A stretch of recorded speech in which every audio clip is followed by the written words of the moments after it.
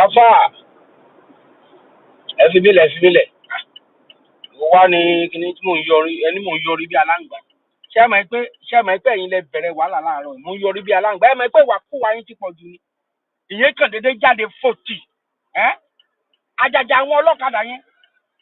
Àwọn ọlọ́kadà Uber, àwọn ọlọ́kadà Lyft. Ẹ̀dẹ̀ ni mo yọrí bí orí aláǹgbá.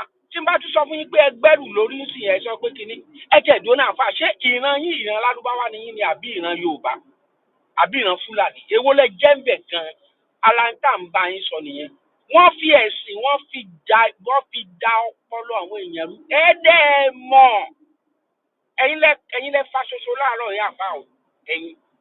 Ẹ̀dẹ̀ mọ̀. Àfà ẹ mọ̀. Àbẹ́ ẹ mọ̀. Ẹ mọ̀ yìí pé irọ́ náà pa fún wa. Tí wọ́n ń torí tẹ́ ẹ fẹ́ jẹ tàbí tẹ́ ẹ fẹ́ jẹ́, ẹ wá gba nǹkan tẹ́ ẹ jẹ́.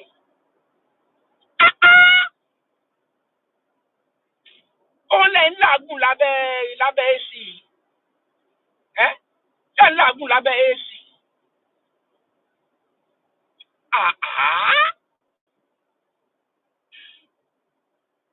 Àánú yóò ṣe mí o. Àfà, I no pity you.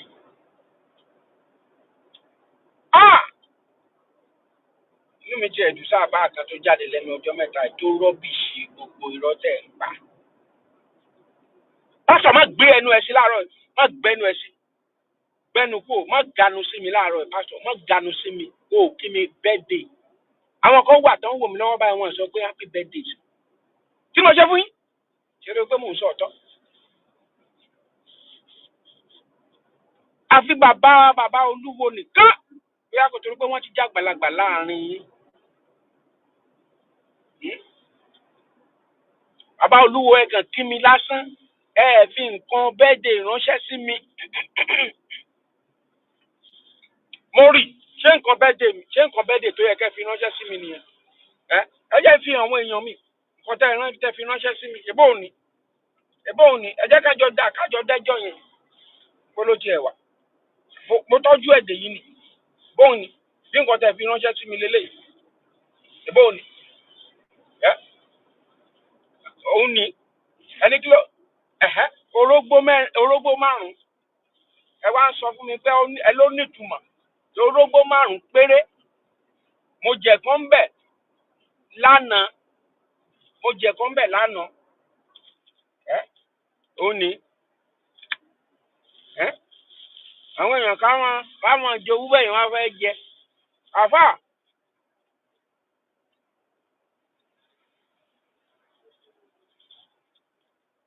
Àfà àmọ́ mọ̀ nǹkan tó máa ń forógbó ṣe. Àdódù ló máa ń forógbó ṣe ń tiẹ̀.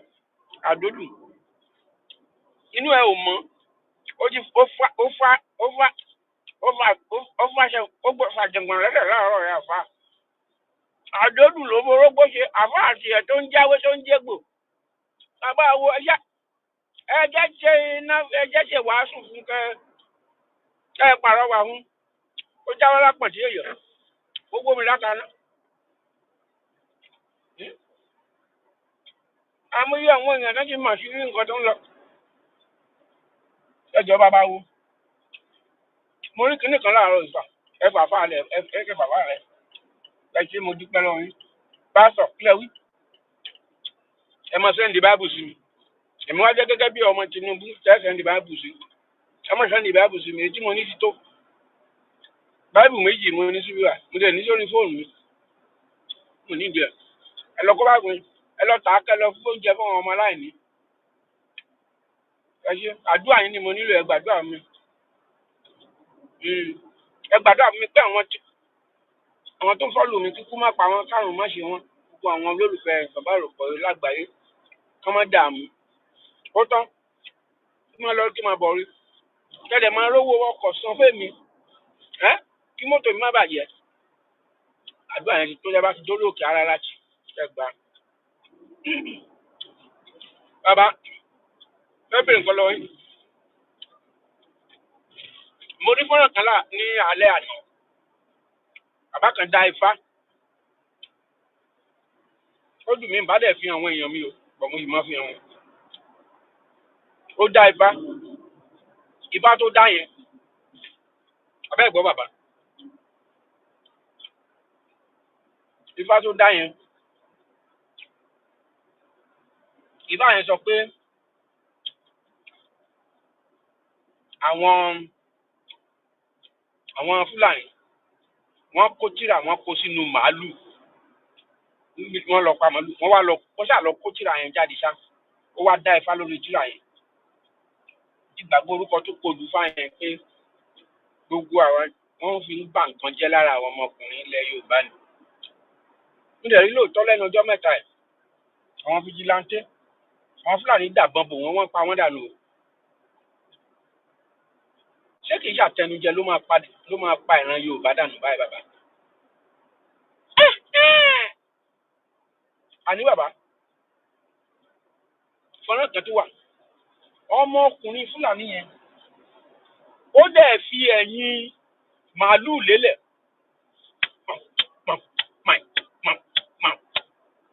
màálùú yẹn gan ó ti rẹ̀ nǹkan ọmọkùnrin ẹ̀ yíyọ jáde ó tún fi sí ìwàì mo ní ni mò ń ṣe o Ọlọ́run bá ń gbọ́ bàbá ni mò ń ṣe tó ń ra kì í máa ń ṣe kékeré nǹkan tí mò ń sọ yìí ẹ kí n fi ránṣẹ́ sí ṣàgbàlagbà máa ń wò kúwò ní wò kúwò ní àwa ọmọ kékeré lálẹ́ wò yẹn bàbá ẹ̀ lè wò tẹ́ ẹ bá wò ẹ máa yọ àṣẹ jáde ẹ máa fi ṣẹ́ ìpè ẹ máa wò bàbá ó dangerous fẹ́ bọ̀dẹ̀ yín olólùfẹ́ mi tẹ́ ń tẹ̀lé mi tẹ́ bá ní ìdí ẹ̀ máa sẹ́ǹdì ẹ̀ sí ẹ̀sùn wàhálà máa sẹ́ǹdì ẹ̀ sí yín ọ̀fẹ́ ṣọ́ra má jẹ màálùú.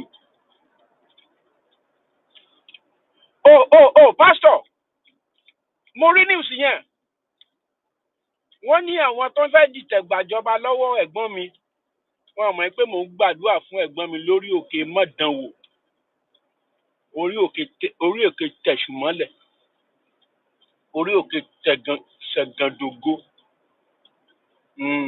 Pastor ẹ ṣé jàre orí òkè Araratì mélòó ni wọ́n really Pastor ẹ current ẹgbà àwọn mẹ́sàn-án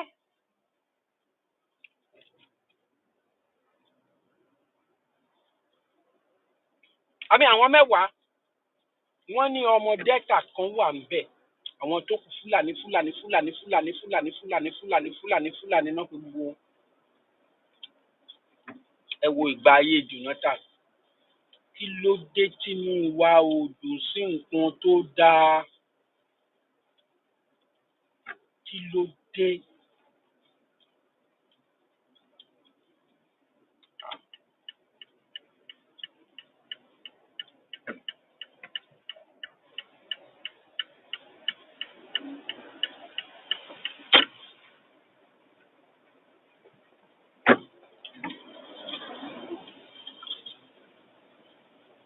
nǹkan tó ń ṣẹlẹ̀ ni pé báwo lèèyàn gba Jonathan bá ṣe gbógun ti ọmọkùnrin yẹn nìyẹn ẹ ṣe rálì ẹ jẹ́ kéèyàn ṣe rálì ẹ̀gbọ́n ẹ lọ ṣọ́ ara yín o àwa tá à ń gbàdúrà fún yín ní orí òkè mọ́ gbógun tì í orí òkè gbógun jẹ́ ẹ̀gbọ́n àwọn tó ń ṣe rálì ẹ fi wọ́n lẹ̀ jẹ́ kán ṣe rálì tí ìjọba kan bá wà tí ò bá sí àwọn tó máa takò wọ́n kì í ṣèjọba democracy la pè ẹ̀gbọ́n ìkejì ṣe mọ̀ pé mò ń wọ́ ọ̀nù yín láti bí ọjọ́ mélòó kan yín pé ẹ ṣe ń tẹ́ ẹ fẹ́ ṣe ọdún mẹ́rin kì í ṣe kékeré ẹ fi adjust gbogbo ẹ̀ devolution of power ẹ list sáwọn tó fẹ́ràn yín tẹ́ ẹ jọ ja ìjà nàdẹ́kò ẹ̀gbọ́n mi bàbá Olúwo thank you sir ó listing kí lẹ pé ó dùn fáyẹn Odufa Ogunda. Ẹ̀gbọ́n. Ẹ má ṣe mi ò mọ̀ yẹn láàárọ̀. Ṣùgbọ́n kán lísìn sí àgbákò bá. Detail one, describing how Nigeria can get out of the conundrum, which I described tonight as a constitutional conundrum, because we say there's a problem with the constitution, but how do we exit it? What do we do with it? We've been repairing and repairing. We've done 5 alterations of that document since 1999 when we got into For 25 years. Into the Fourth Republic. But the question is the constitution our problem? If it is, how do we get rid of it? Can we exit it? What about the vacuum? Mr. Bakuba has seen it all. Constitutional amendment, framing of new constitution from 79 to date and all of that, the Republican constitution, a lot of things that have happened in this country. Mr. Bakuba, my question, which I laid premise to before we went on that break, is that what do we need? When you say that there is a structural problem, it lies in the fundamentals of what brings us together as a people, meaning that our constitution is lacking at the fortification to allow the state to function properly.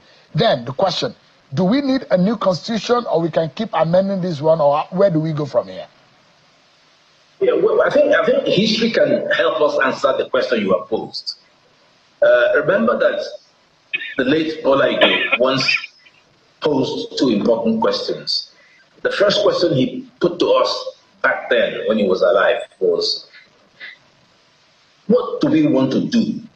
Are we prepared to be in one country called Nigeria? Oh, that was the first important critical question that he put on the table. He then put a second subsidiary question. If we Ikú Bọ́lá Ìgè yẹn ó pẹ̀lú nǹkan tí ò jẹ́ kí n fẹ́ràn bàbá eléjì gbàgàrà tó wà ní Ọ̀tà yìí. Ikú Bọ́lá Ìgè yẹn tó ní àmọ́ kankan pa ẹ̀ mọ́. Ẹ̀gbọ́n ṣe ó dà bẹ́ẹ̀. Ó dà. Diverse people. Our president returned us to the national anthem, which I think people say suits us better than the Arise of Compatriots. Now, if you have diverse people, then you are looking for a political arrangement that will suit our diversity.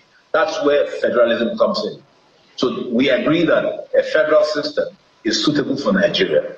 The problem is, what type of federal system is suitable? There are several. In political language, we talk about centripetal and centrifugal. Centrifugal meaning a pyramid where everything is on top. Centripetal meaning that everyone has space. The late Chief M.K. Obiala once put it to me in a very, very simple way. He said, he's got 4 wives, and if all wives were centralized in his one big building, and they all have children, and the quarrel would be, what soup do we have for the day? It'll be what Nigerians call kata kata. But what he said made sense to me. If you put the wives in different arrangements around his big mansion, then whatever wife wants to make whatever soup or rice for whatever kid, there'll be no problem, because that is been devolved at another level, not his level. That, I think, is so apt for Nigeria. Nigeria is made up of 300 different ethnicities, several languages, but we have only one strong presidential system. Only one president with all the powers. That's the problem. The governors have no powers. They're not chief security officers.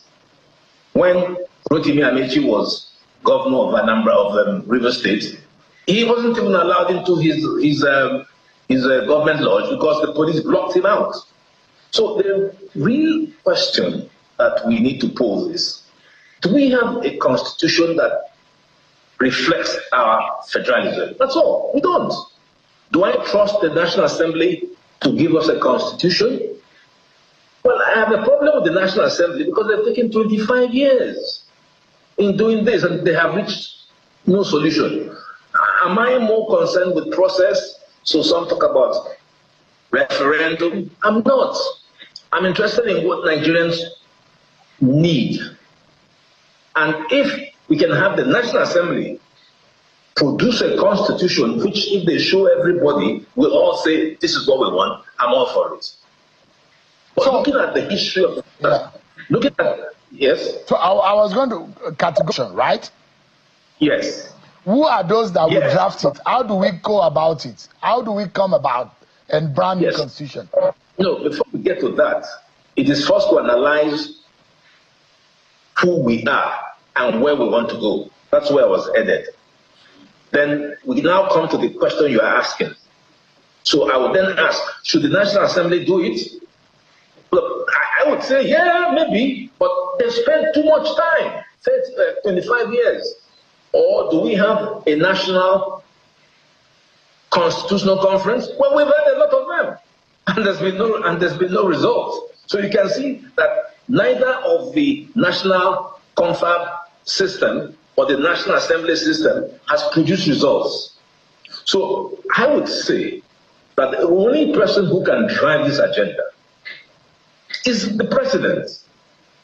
And remember that when they were campaigning, Peter Obi, Atiku, Bola Tinubu all made the issue of devolution a central and cardinal program of their agendas. But I don't hear anybody saying anything about it. President Tinubu has been in office long enough to have promulgated for us a new constitution in 6 months. So if the National Assembly hasn't done well, the national constitution conferences that have been called by OBJ, by IBB, by even Abacha, by Jonathan, produced no results, then maybe let's ask the president, you are the chief executive officer of Nigeria, exercising executive power under Section 5 of the Constitution. Give us a constitution. Let's look at it. Let's absolutely look at it. You have the power to do that. After all, the president gave financial autonomy to the 774 local governments. He can drive a new constitutional process. So that's what I see that is new. The National Assembly has done it 25 years and has achieved nothing. 5, 6, 7 past national constitutional conferences have achieved nothing. So maybe the president should now intervene the way he even intervened and removed the Assembly's chiefs in what you call a bold move. So let the president... You were prescribing, or you prescribed a 4-year term for this to happen. And you've said that 25 years, this National Assembly has struggled to make the Constitution work, but you call the Constitution an irredeemable document. You said it means that between 2027 and 2030, we should be able to produce a brand new Constitution. The key word here is that if President Bola Tinubu decides to activate what you are proposing, won't there be a political derailment or pushback on this? Why should that be? If he has the interest of Nigerians at heart, why would that be? And he's not going to do it alone. There's a structure to which he has to report. There's the National Assembly, there's the civil society. We know what will be good when we see one. Everybody knows that the problem with Nigeria is that the constitutional arrangement makes the president... If President Tinubu were to produce a constitution that devolves real authority from the presidency down to the governors and down to the 774 local governments in a transparent way, I'm not sure he'll be opposed. But if he uses... You know so well, and you know too well about the structure of this country. A Nigerian president is perhaps one of the most powerful persons on earth. The power the Constitution of Nigeria gives to a president of Nigeria is almost absolute. There is almost nothing that the president wants that he cannot get.